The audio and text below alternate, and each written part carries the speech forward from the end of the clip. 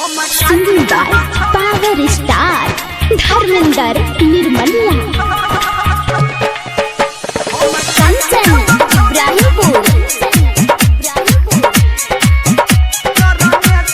मां Gayatri recording studio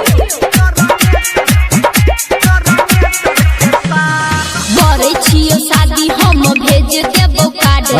करबो ने हम अब तोरा प्यार लाड रे नछि सुना ना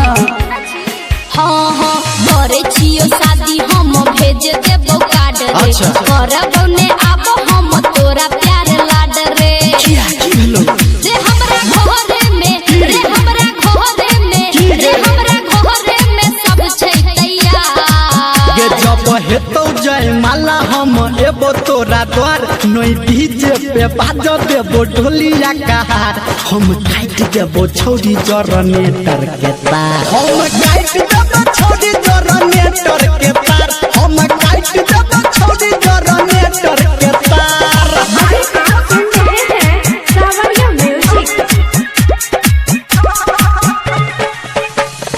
Kanchan Ibrahimpur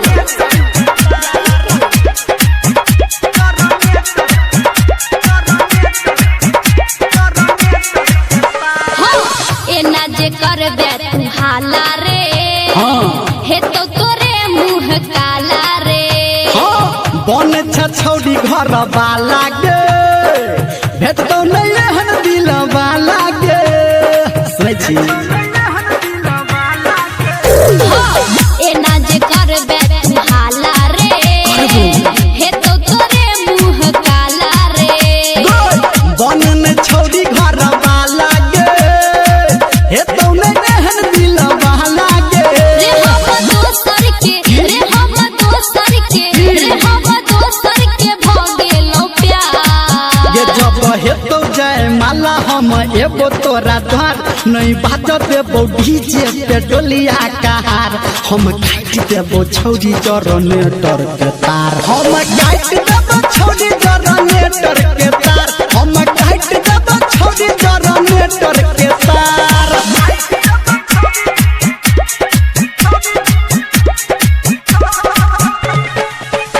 Kanchan Ibrahimpur singing by power star Dharmendra Nirmaliya हाँ लागैया हमरा रुला देबही चल चल शादी के दिन सिला देबही तू तो हमारा भुला देबही गम में हमारा झूला देबही